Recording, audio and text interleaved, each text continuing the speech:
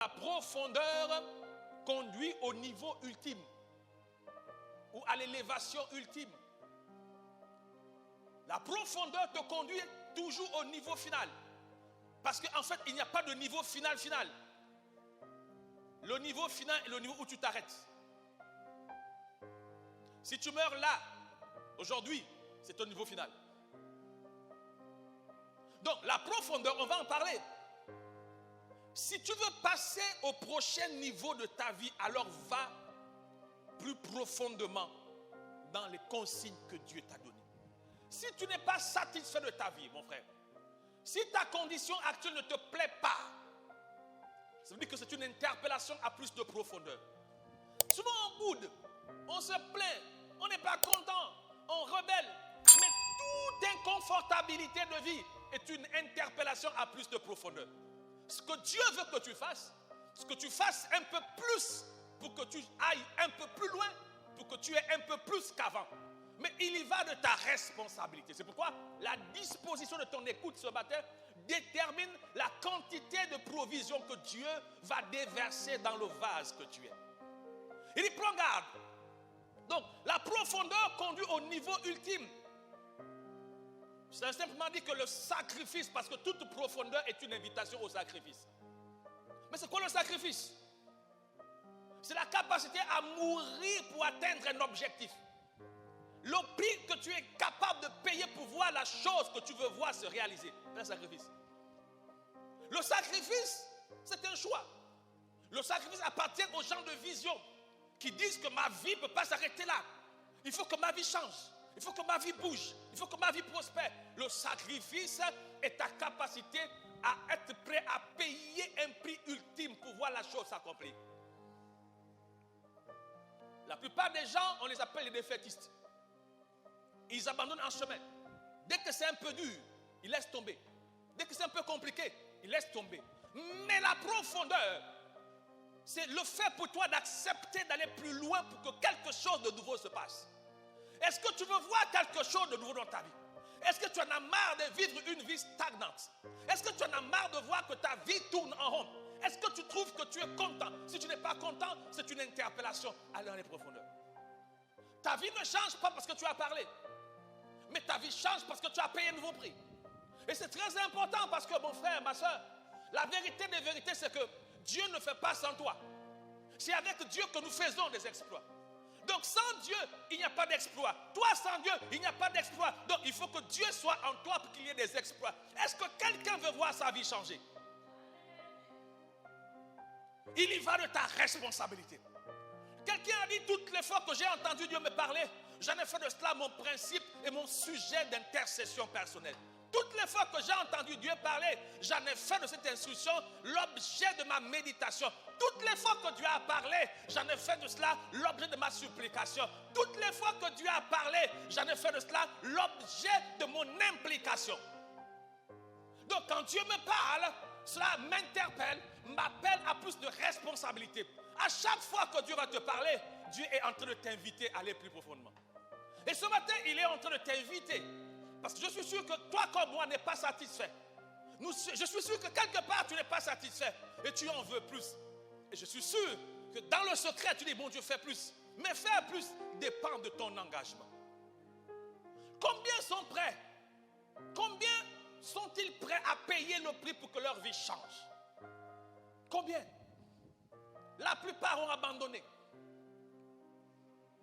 Et toutes les prophéties et promesses faites sur leur vie sont restées sans effet. Mais pourquoi les promesses sont non accomplies? Pas parce que Dieu ne fait pas. Parce que tu ne fais pas. Combien? Combien? Combien? Je dis, je le redis.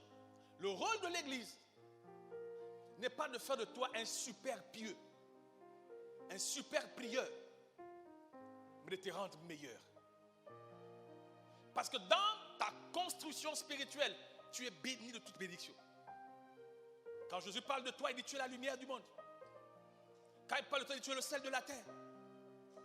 Quand il dit je connais les projets que j'ai fait sur toi, des projets de paix, non de malheur. Quand Dieu parle de toi, il est tellement fier. Quand il parle de toi, il sourit seul. Quand il t'a vu, quand il t'a fait, Il dit bon sang, parce que tu as été fait à son image et à sa ressemblance. La Bible déclare que de peu il t'a fait semblable à lui, de peu. Les anges ont dit un jour à Dieu, mais ils se sont réunis, mais Dieu, mais comment tu as fait l'homme? Regarde comment tu as fait l'homme, regarde comment il est.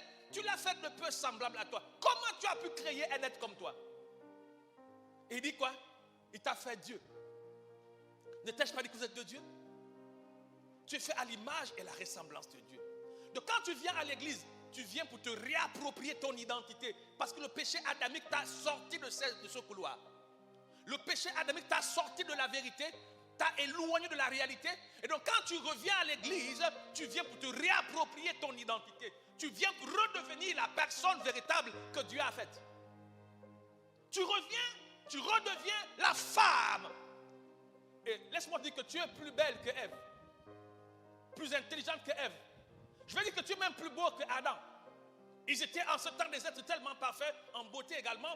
Mais laisse-moi t'informer ce matin que tu es plus beau qu'Adam et que tu es plus belle que Ève. Je pense que tu l'as acclamé, mais bon, c'est pas grave. Je pense que mais tes acclamations ne sont même pas convaincantes.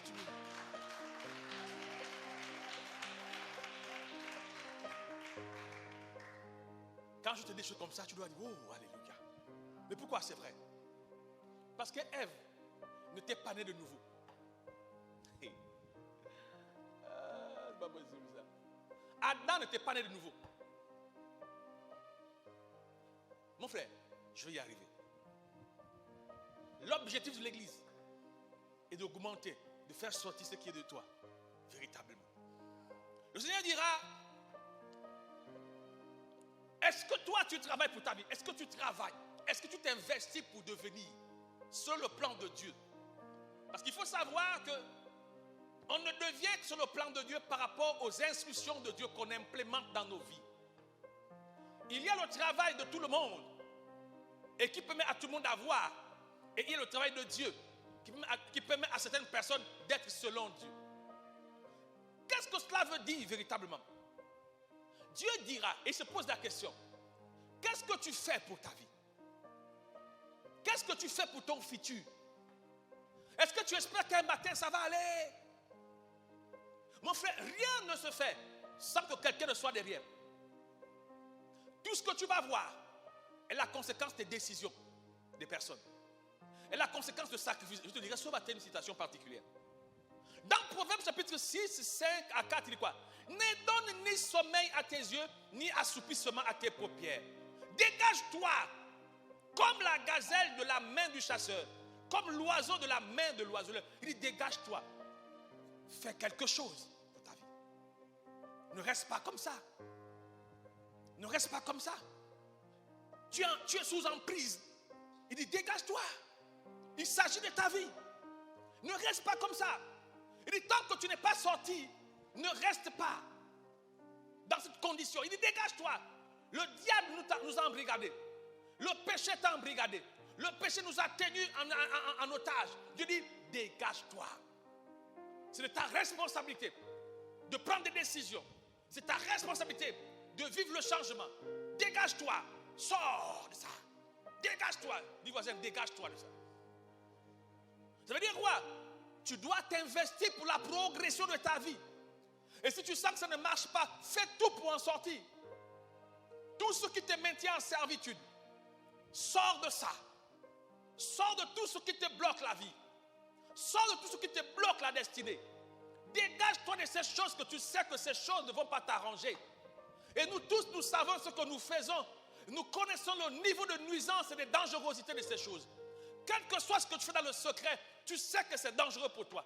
Tu sais dans ton fond intérieur que ça va bloquer ta vie. Et Dieu dit, dégage-toi. Ne dors pas tant que ces choses ne sont pas quittées dans ton corps.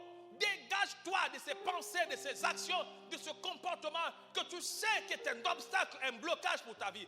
Il s'agit de ta propre vie, de ton unique vie. Il s'agit de toi. Il dit dégage-toi.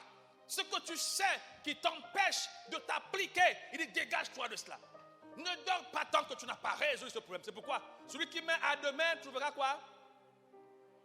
Donc tous ceux qui remettent à demain finissent à ne rien voir de bon.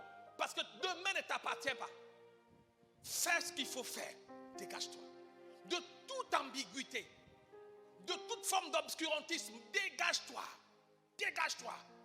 Il ne dit pas Dieu va te dégager, il dit dégage-toi. Il y va de ta responsabilité, de ton engagement. Tu sais, échouer c'est un choix, réussir c'est une décision. Dégage-toi. Pourquoi? Parce que Dieu a des projets pour toi.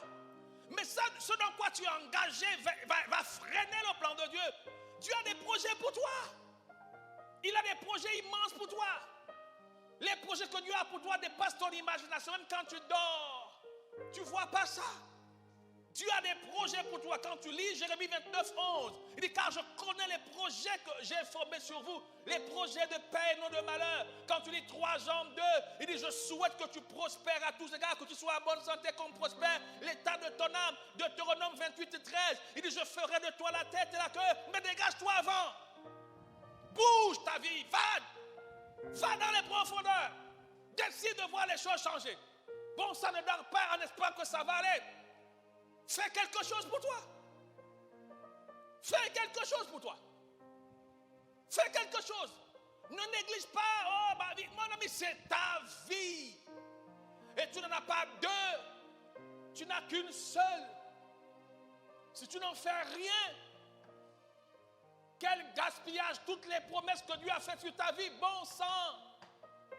Tout ce que les gens t'ont dit par prophétie, par révélation, par confirmation, tout ce que tu veux, quelqu'un t'a parlé, on t'a un jour apostrophé en pleine rue, et puis quelqu'un dit, je vois Dieu sur ça dans ta vie, bon sang, dégage-toi de ces liens qui te maintiennent loin de la présence de Dieu. Fais le choix. Tu as besoin que tu commences.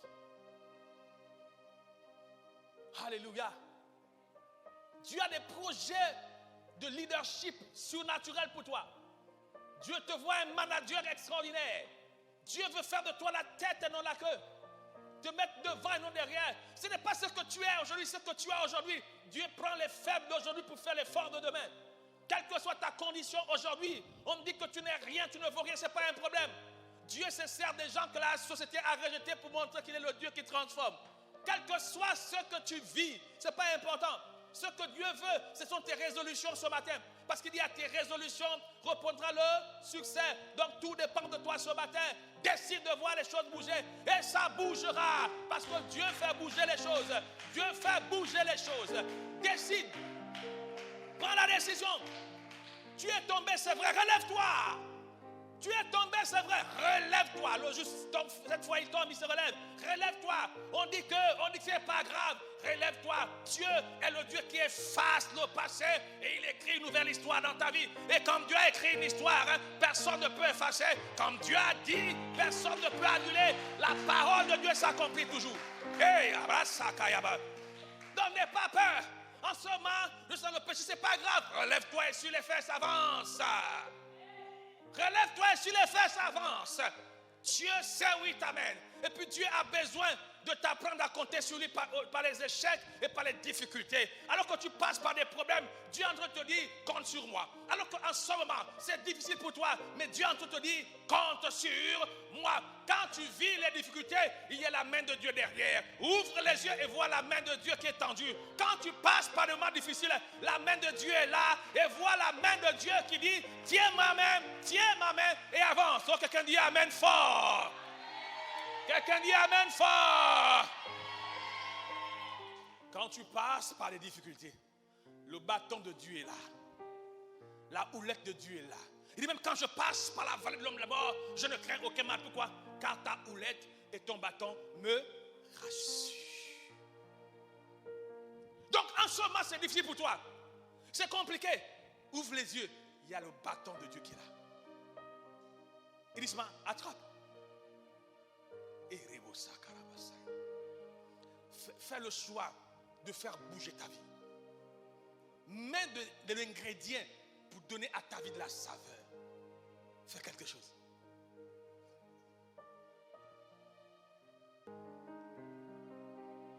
Il dit, et vous, engagez-vous à voir des bonnes choses. Engage-toi à voir ta vie avancer. Et dégage-toi de ce qui tire ta vie vers l'arrière. Engage-toi à voir ta vie progresser. Il n'y a pas de négociation avec ton bien-être, mon frère. Il n'y a pas à négocier avec ton bien-être. Engage-toi à voir ta vie rayonner. Engage-toi à voir ta vie impactée. Engage-toi à voir ta vie monter dans les hauteurs. Il dit comme une ville sur une montagne ne peut être cachée. Engage-toi à ce que ta vie soit véritablement le plan de Dieu. Engage-toi. Dieu ne fait rien sans toi. Dieu ne fait rien sans toi. Il ne peut rien faire sans toi. Il dit, je mets devant toi la vie et la mort, le bonheur et la malédiction. Choisis la vie afin que tu vives, toi et ta postérité. Choisis. Il dit, choisis la vie. Choisis la vie. Alors engage-toi à ce que ta vie soit merveilleuse. Engage-toi à ce que ta vie soit merveilleuse. Fais naître des bonnes choses dans ta vie, mon frère. Fais naître, permets à Dieu de te bénir au-delà. Permets à Dieu de te localiser. Permets à Dieu de parler de toi aux anges. Permets à Dieu de descendre dans ta maison le soir. Permets à Dieu de venir louer dans ta maison. Car il siège au milieu de la loi de son peuple. Permets à Dieu de parler avec toi. Permets à Dieu de parler de toi aux hommes. Permets à Dieu de faire quelque chose dans ta vie. Alléluia. Dans 1 Timothée 4,15, il dira, occupe-toi de ces choses, donne-toi tout entier. Donne-toi tout entier. Afin que ta vie, il dit, afin que tes progrès soient évidents pour tous. Bien-aimé, fais quelque chose pour que ta vie progresse.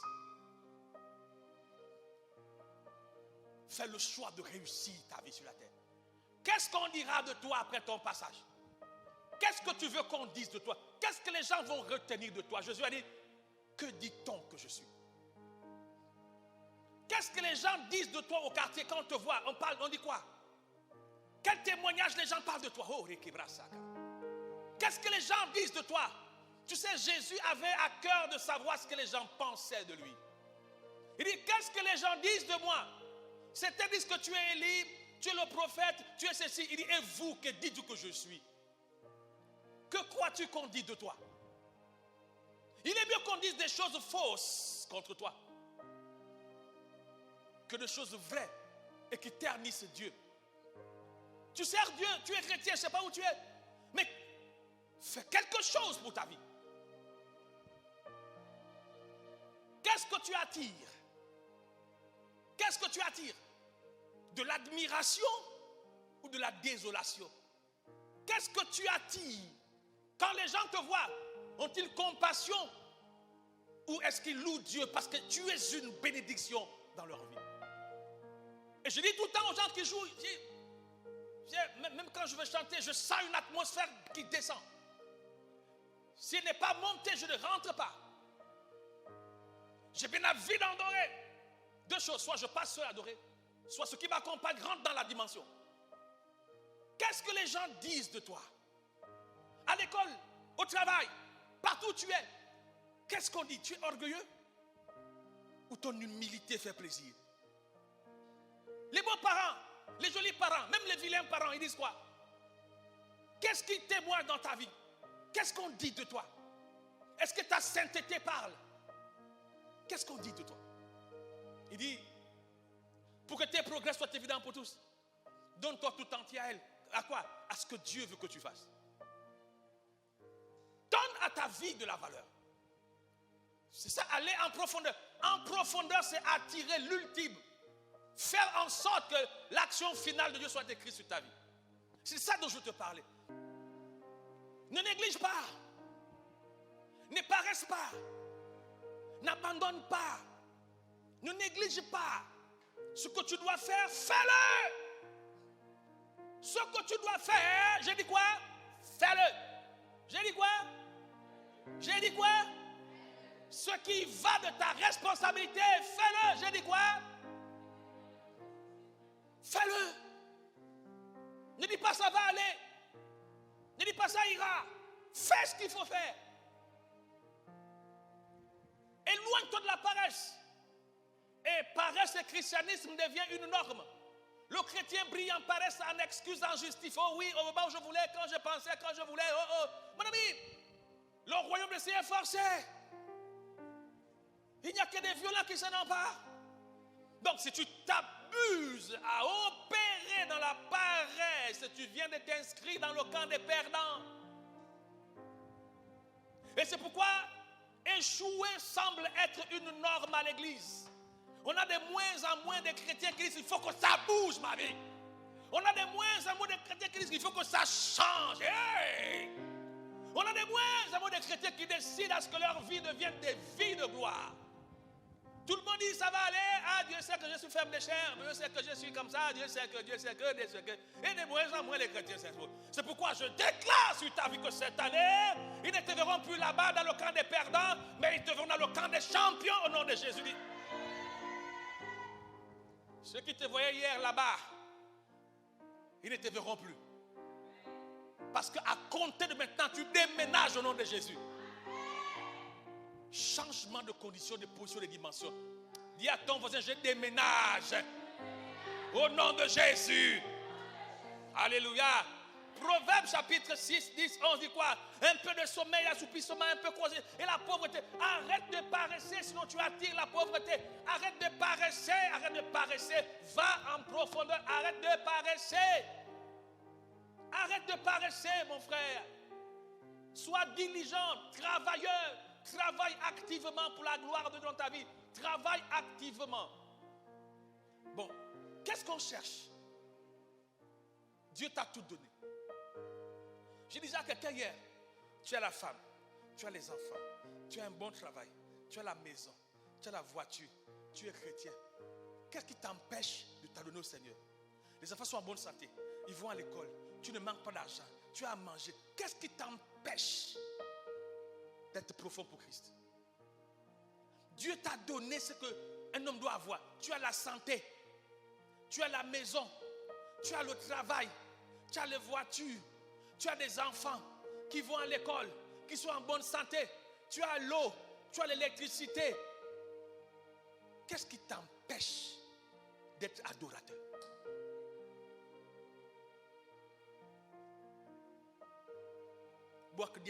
Qu'est-ce qui t'empêche? Qu'est-ce qui t'empêche? Tu as ce que beaucoup n'ont pas. Même ceux qui n'ont pas sont plus adorateurs que toi. Something's wrong. Quelque chose ne marche pas. Je déclare que tu déménages au nom de Jésus. La profondeur conduit au niveau ultime. Mon ami, plus tu descends, plus tu montes. Plus tu descends, plus tu montes. Descends en adoration. Deviens plus consacré. On appelle ça le sacrifice. Le sacrifice est l'action ultime qui permet à ce que les choses les plus cachées sortent. Le sacrifice, c'est aussi le fait de marcher sur un pont et le brûler derrière soi. Le sacrifice, c'est le fait d'être prêt à mourir pour voir une cause s'accomplir. C'est dit, soit ça passe, soit ça casse. Regarde ta vie. Tu fais quoi comme ça? Tu es jeune. Tu es encore jeune. Mais tu ressembles à quelqu'un déjà fatigué. À peine 30 ans là. Ou 28 ans. Quand on te voit, tu ressembles à quelqu'un déjà de 65 ans. Quelque chose n'a pas marché. On dit jeune, tu es fort. Où est ta force? Jeune, tu es fort. C'est même toi qui as vaincu le malin. Est-ce que c'est vrai pour ta vie? J'ai dit que jeune, tu es faible. Et le malin t'a vaincu. Oh, ce n'est pas ton cas au nom de Jésus. La profondeur conduit au niveau ultime. Jésus est descendu. Sa descente l'a envoyé au sommet des sommets. Quand tu lis Philippiens chapitre 2, verset 8 à 9, il dit quoi? On dit quoi? Qu'il s'est humilié jusqu'à la mort, même jusqu'à la mort de la croix. C'est pourquoi Dieu l'a souverainement élevé. Et il lui a donné le nom au-dessus. Il l'a souverainement élevé. Mais pourquoi? Il est mort jusqu'à la mort de la croix. Donc, le sacrifice, où tu veux la profondeur, conduit à la dimension ultime de ta vie. Je ne sais pas où tu pars. Si tu poses la question aux chrétiens, tu viens à l'église pourquoi? Pour écouter la parole, pour louer Dieu. Je viens à l'église comme ça. Tu sais, tout ce que tu fais sans vision est égal à sans implication. Tout ce que tu fais sans vision est égal à sans implication. Je vais dire ça autrement. Tout ce qui n'est pas le fruit d'une vision sera moins appliqué et moins impliqué. Ton application de vie dépend de ta vision de destinée. C'est ce que tu veux obtenir qui fait ta vie. Si tu ne veux rien obtenir, qu'est-ce que tu feras extraordinairement? C'est pourquoi la vision suscite les moyens. Quelqu'un se discipline, quelqu'un s'implique, s'applique. Pourquoi? Parce que la vision de sa vie. Et beaucoup vivent sans vision. Mais la vision va attracter l'ambition. Parce que la vision est divine, l'ambition est humaine. Mais quand la vision devient ambition, Dieu te comble de tout désir de la chair.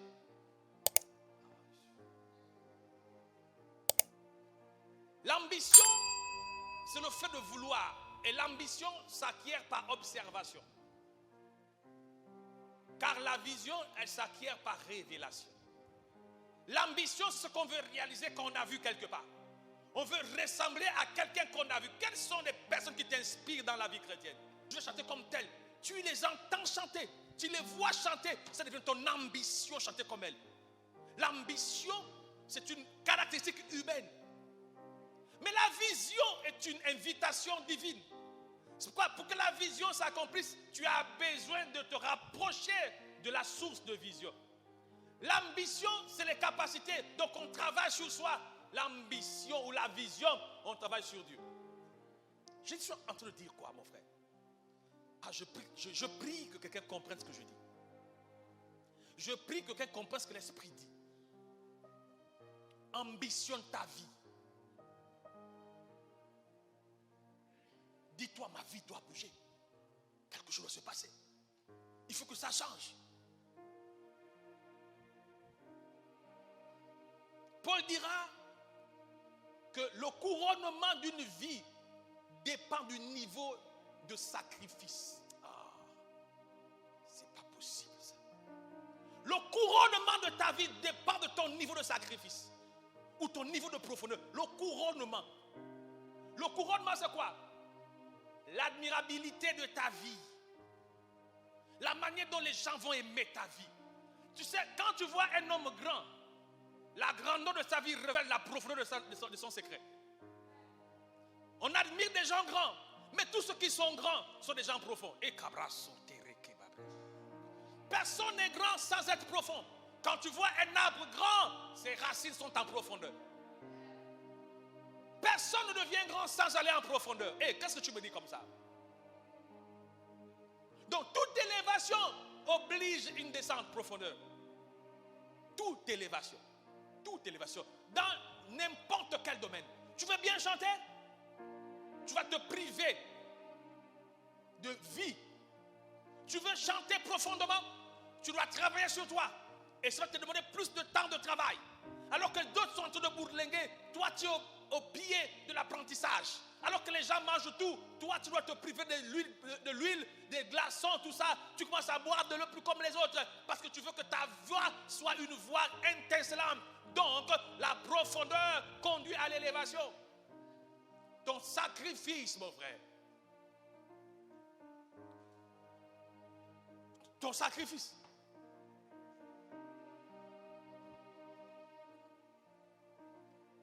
Il n'y a pas de vie de Dieu sans vision divine. 1 Corinthiens 9, 24 dit ceci. Tous ceux qui combattent s'imposent toute espèce d'abstinence. Et ils le font pour obtenir une couronne corruptible. Mais nous faisons-le pour une couronne incorruptible. Il n'y a pas d'ascension sans abstinence. Tu fais tout. Tu ne peux pas tout faire si tu veux les bonnes choses de la vie. Tu ne peux pas tout faire si tu veux les meilleures choses de Dieu. Tout vous est permis, mais tout n'est pas utile. Ça ne veut pas dire que Dieu t'autorise à faire. Il dit, tu peux faire tout ce que tu veux. Mais tout ne sert à rien. Connais alors ce qui va être pour toi une bénédiction. Et puis investis-toi dans ces choses-là. On est à l'église. Hein? L'église, c'est comme l'école. À l'école, le professeur donne les leçons. Après le cours, vient le devoir. Le devoir, c'est l'épreuve qui va remettre ton esprit en ordre. Parce qu'en fait, le devoir va te demander, est-ce que tu as étudié? Quand tu viens à l'église, tu écoutes la parole de Dieu. Et quand tu sors de l'église, la vie te pose des problèmes. La vie te dit, dis-moi ce que tu sais de Dieu. Les problèmes de la vie te demandent de montrer ce que tu as appris à l'église. On ne vit pas la vie chrétienne à l'église. Même si aujourd'hui on a l'impression que les gens à l'église sont des hippopotames gris. Donc des hippopotames gris. Ça veut dire que les gens sont à l'église, ils font semblant. Mais tout ce que tu fais de semblant, c'est contre ta propre vie. Donc à l'église, on a des gens qui sont alléluia, oh, et chez eux là-bas, c'est des vrais lions. Mais est-ce que tu sais que c'est là-bas au quartier où tu es jugé? C'est dans ta vie de tous les jours où tu es évalué. Donc ce que tu apprends ici te sert en vérité là où tu pars. C'est dans la rue là-bas où tu es éprouvé, où on te demande, est-ce que tu étudies tes leçons? L'épreuve vient pour t'évaluer. Tous autant que nous, on a des épreuves multiformes. Mais l'épreuve, c'est quoi? L'épreuve est la conséquence de ce que tu as reçu comme information. Donc, Dieu, en t'éprouvant, il te fait une demande de ce que tu sais de lui, de ce que tu vis de lui, que tu vis pour lui. Donc, l'épreuve te demande la parole que tu as reçue. L'examen que tu vas passer à l'école te demande ce que tu as étudié, que tu as reçu du professeur. Et c'est ça la vie à l'église. Donc, alors que nous sommes ici, pendant que moi je parle, tu dors, ça c'est pas un problème. Pendant que je parle, toi, tu penses à autre chose, ça c'est pas encore un problème. Mais la vie va te montrer que, écoute, tu aurais dû apprendre ce qu'on t'a donné. Un élève qui joue au lèvres buissonnaires, il vient, il part. Quand il y aura l'épreuve, il va comprendre et savoir qu'il aurait dû étudier. Et ça, l'église. C'est pourquoi je t'engage à prendre les informations et à les mettre en pratique. D'ailleurs, Jacques 1,22 dit quoi? Il dit, mettez la parole en pratique. Et ne vous bornez pas à l'écouter, à vous tromper par des faux raisonnements. Oh, je suis encore jeune. Tu es jeune pour un temps. On n'est pas jeune toute la vie. Mais comme tu es jeune, tu bafoues les instructions. Ne t'inquiète pas, la vie va te corriger.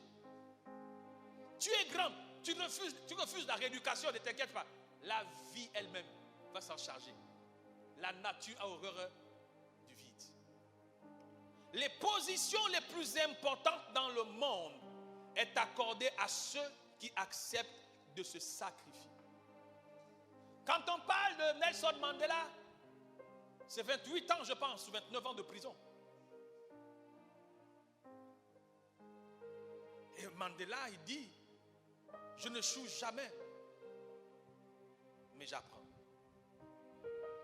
Quand on parle du grand Mandela, on oublie son histoire. Même quand on parle du grand Jésus, il n'est pas assis à la droite du Père comme ça par enchantement. Toute position d'influence dans ce monde vient de ton niveau de sacrifice.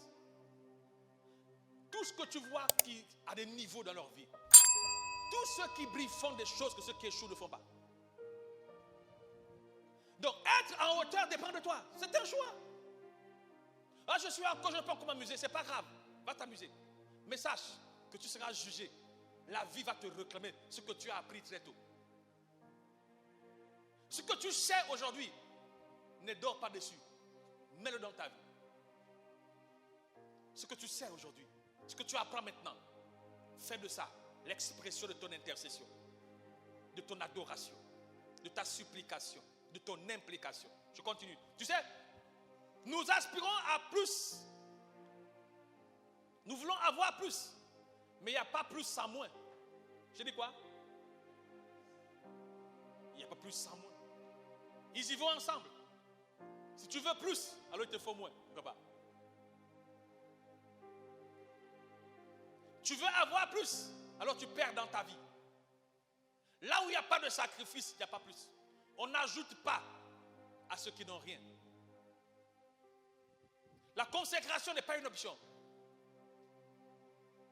L'engagement n'est pas une option. Aujourd'hui, quand tu vas à l'église, on est de moins en moins brillants. Dieu te dit ce qu'il faut faire et toi tu t'exécutes. Donc, pourquoi on est faible? Parce qu'on refuse de s'exécuter. On vient à l'église, on chante, on danse et puis c'est fini. Quand c'est la louange, tout le monde... Dès qu'on commence à prêcher sur les vérités, les clés de transformation, tu dors. Ou tu es assis comme ça puis tu penses. Ou bien tu es là, tu bouges. Et puis tout ce qu'on dit, fou. Et quand tu sors, hein, alléluia, amen. Et quand on chante, tu es élevé, alléluia, alléluia. Dès qu'on commence à prêcher, la Bible dit que c'est la parole qui change. Vous connaîtrez la vérité, elle vous affranchira. Mon peuple périt faute de connaissance. C'est la parole que tu dois consommer avec exagérabusation. Bon, j'ai parlé. Tu dois te nourrir monumentalement, fondamentalement de la parole, pas de la louange. Même quand Dieu vient dans sa présence, il vient de la louange, Dieu te parlera. Et quand Dieu te parle, il faut que tu écoutes. Il faut que tu exécutes. On va louer, on est content, on danse, on transpire, on sort, tout ça. Oui, c'est bien, ça te met en condition, mais tu dois te nourrir de la parole de Dieu. Et quand on prêche la parole, c'est là où tu dors. Quand on loue, tu es debout. Dès qu'on prêche, là où tu es... La suite, c'est quoi? La louange ne change pas. La prière ne change pas. C'est la parole qui change. Donc si tu as un problème avec la parole, tu es disqualifié. Il y a une chose que tu dois aimer à l'église, c'est la parole. On ne vient pas à l'église parce qu'on fait la délivrance, parce que la délivrance ne sauve pas. On ne vient pas à l'église parce qu'on fait les prophéties, parce qu'elles ne sauvent pas. C'est la parole qui change. C'est la parole qui sauve. C'est la parole qui délivre. Donc va dans une église où la parole est l'élément central de l'environnement. Va dans l'église où on te prêche ce que tu ne veux pas entendre. On doit te dire, l'esprit, on se veut construire la maison. Hein? Il y a privation, il y a sacrifice, même endettement. Donc quand tu vois quelqu'un quelque chose, comprends qu'il a souffert pour avoir ça. Donc plus grand est la vie de quelqu'un, plus grand est son sacrifice. Plus petit est la vie de quelqu'un, plus petit est son sacrifice. Oh. Quand quelqu'un n'a rien, c'est parce qu'il ne fait rien. Il n'y a pas quelqu'un qui a payé plus et a eu moins. Jésus dit, personne ne va abandonner le monde pour lui, pour le suivre, les amis, tout ça, et les parents, n'aura pas au centuple dans ce siècle, dans le siècle présent, le siècle futur, la vie éternelle. Et si quelqu'un se sacrifie pour Dieu, il est dans ce monde-là, il donne au centuple. Et quand tu meurs, tu vas au ciel. Vous savez, à l'église, c'est un choix. Tu deviens ce que tu veux devenir. Il te sera fait selon ta...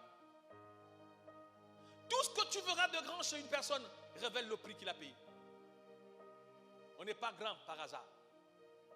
On est grand par conséquence. La grandeur est multiforme. L'instruction, c'est la grandeur. Quelqu'un instruit, il a fait l'école. Il a payé plus à aller apprendre. Donc tout ce que quelqu'un a plus, il est plus diplômé que toi. Il a fait plus d'études que toi. Il a payé plus que toi. Il a plus de voiture que toi. Il a dépensé plus que toi. Il a plus de... Et tout ce que quelqu'un a beaucoup, a plus, révèle. Je ne parle pas des cas des voleurs. Je parle dans le standard, dans la norme. Quelqu'un qui a souffert pour avoir. Pas quelqu'un qui a volé pour avoir. Non. Le Seigneur dira que pour bâtir ce qui va durer et qui va rester et résister aux intempéries, il va falloir que tu descendes dans les profondeurs. Tous ceux qui veulent bâtir une vie chrétienne qui va durer, résister à la tentation, à la persécution, tu vas devoir aller dans les profondeurs. C'est quoi les profondeurs, je parle? Te sacrifier en prière, en obéissance. Vous savez, les chrétiens ils sont deux dans 3 mouvements païens chrétiens. Par exemple, il y a une chose que moi je ne fais pas. Je n'aime pas mentir. Je n'aime pas mentir. Je n'aime pas des promesses non tenues. Et je n'aime pas trop ce qui se justifie. Par exemple, tu dois faire dépasser le ventilateur. Et puis tu dis, oh non, mais moi je veux dépasser le ventilateur, il y a eu comme ça. Je n'aime pas ça. Je n'aime pas les gens qui justifient leur faiblesse. J'aime mieux les gens qui traitent leur faiblesse. Et les chrétiens aiment bien se justifier. Mais il dit que ton oui soit oui, que ton non soit non. Est-ce que tu as accepté Jésus comme Seigneur et Sauveur? Si tu l'as accepté, alors assume. Alors, petit mouvement comme ça, tu disparais, on ne te voit pas, puis tu dis, oh non, comment je fais comme ça?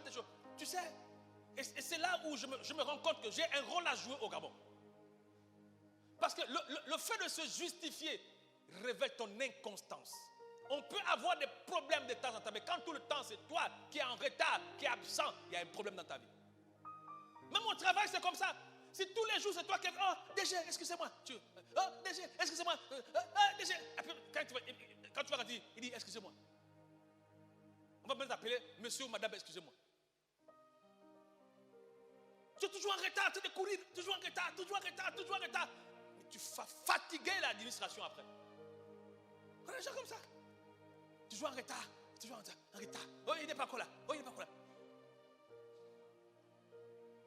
Tu es chrétien.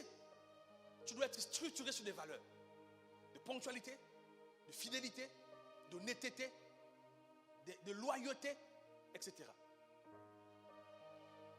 Tu dois être à l'heure au travail. Ce que tu dis, ce que tu fais.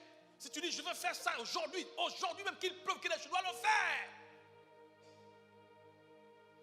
Oh oui, quand je voulais venir, quand je voulais faire, au moment où je commençais à faire, en ce moment la pluie est tombée. Mais que ton oui, au moment où je veux donner ma dîme, c'est là où j'ai les problèmes. Mais c'est pas possible. Pourquoi Dieu ne monte pas des gens à des niveaux? Il dit, ta parole te condamne et te justifie. Je termine. Il me reste le dernier verset. Dernier verset. Alors, je suis à l'heure. Moi, je finis à midi souvent. Je rends grâce à Dieu. Pour bâtir quelque chose qui va durer, tu dois creuser ta vie. Ça fait 10 ans que je suis pasteur. Je ne connais pas un dimanche où j'étais absent. J'étais en retard. Même en semaine. Je ne connais pas un jour où j'étais absent à l'église. Je travaillais dans les réunions tout le temps, dans les formations. J'étais responsable des opérations au sol. Dans une multinationale. J'étais tous les dimanches à l'église. J'étais en semaine à l'église. J'avais les réunions, j'avais les programmes, j'avais ceci. J'avais en aviation, il y a tellement de formations. Tellement de formations. Et j'étais chef d'un département. Je n'étais pas non, le sommet du département. Mais je suis à l'église. Toujours présent à l'heure. Il n'y a pas un jour, si tu me vois venir en retard à l'église, même ça que je n'ai parlé, tu vas dire, ah pitié, ça c'est vrai, il est en retard. Ce n'est pas de sa faute. Mais je ne suis jamais en retard. Depuis que tu es chrétien, est-ce que tu as même fait une année où tu es fidèle à l'église? Fidèle au rendez-vous? Est-ce que tu as déjà, quels sont tes défis?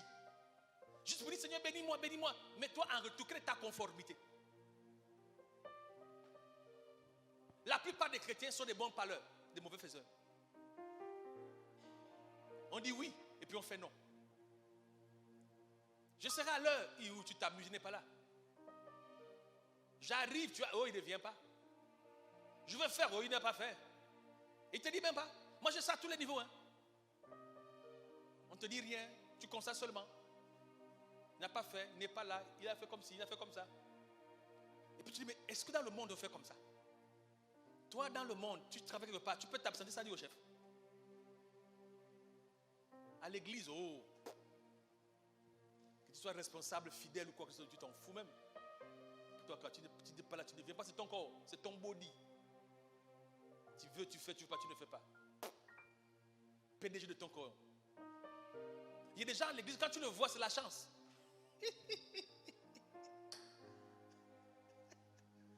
Il est égal à son absence. Il est égal à son absence. Et quand tu l'as vu, oh, il est là, frère. Quand tu l'as vu, attrape-le. Et là, oui, il faut faire comme tu poses, parce que quand tu l'as vu là, pour le revoir, J'ai des gens à l'église comme ça. Et que, quand je t'ai vu dimanche, c'est la chance. Si dimanche il est là, il y a 2 dimanches il ne sera pas là, ou 3 dimanches. Et que tu ne sais même pas comment il vient. Si tu arrives à ce niveau-là, laisse-moi te dire la vérité. Cherche ta vie ailleurs. Va danser le Nganga Misoko. Va faire autre chose. Laisse Jésus tranquille. Je te dis. Non, la vérité, bon, on a dit, hein. Si tu es arrivé au niveau, on ne peut pas compter sur toi. Tu es disqualifié. Il y a des gens comme ça. Quand tu le vois, c'est la chance. Tout ce qui est bâti pour durer, c'est la profondeur qui révèle ça. Ça fait 10 ans que j'ai pris. J'ai entendu me dire 3 heures du matin, prière. Ça fait 10 ans, 3 heures, je suis debout. Demandez à mon poser là. On dort ensemble sur le même lit. Sauf quand je dors par terre. Mais elle va vous dire, elle ne sait pas le jour où elle m'a. C'est vraiment très rare. Sur le nombre de fois aujourd'hui là, ça ne dépasse pas 10 fois. Où je n'ai pas prié à 3 heures. Donc il n'y a pas un jour, je suis absent à l'église. Il n'y a pas un jour. Mon frère, tu sais, il y en a qui prêchent la parole parce qu'ils ont lu. Il y en a qui prêchent parce qu'ils ont vécu. Je ne te parle pas de l'histoire de quelqu'un, de ma propre vie. Je ne sais pas quand j'étais en retard à l'église. Je suis pasteur. J'ai la femme, les enfants comme toi, les mêmes problèmes. Madame la nuit est malade, les enfants sont malades, il y a des problèmes pas ici. Je suis à l'église. Je ne connais pas quel jour en semaine je suis absent. Jeudi, je suis à l'église. Mardi, je suis à l'église. Lundi, je suis à l'église. Je suis partout. Là. Tu ne m'as pas vu ici. Je ne pas. Même quand je travaillais activement, tous les jours. Même quand, avant d'être chef, j'étais agent. J'étais à l'église. J'ai appris que Dieu travaille avec ceux qui soupirent. Quand tu soupires, Dieu va disposer ton emploi du temps. Même tes chefs, ça me dépasse. Tes chefs vont te libérer, vont te disposer. Tu seras même surpris parce que Dieu veut que tu sois présent au rendez-vous. Même quand j'étais en quart, je travaillais par exemple de 6h à 16h, 6h, 15h. J'étais toujours à l'église.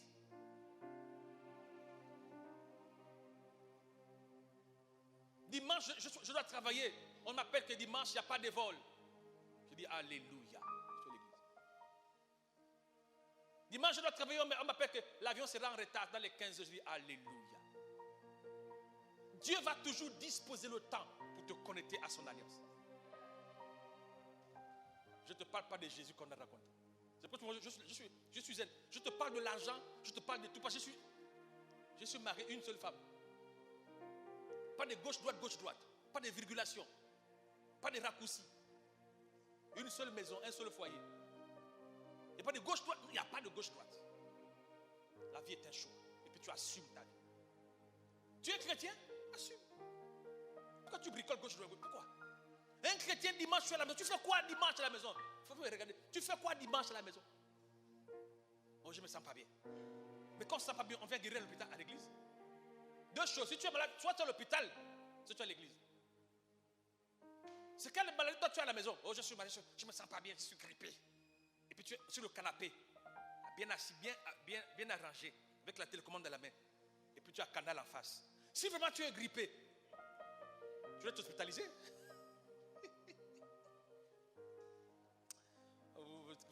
Le christianisme de bricolage et de cafouillage. Comment tu vas attirer des choses d'exception de Dieu? Tu ne peux pas.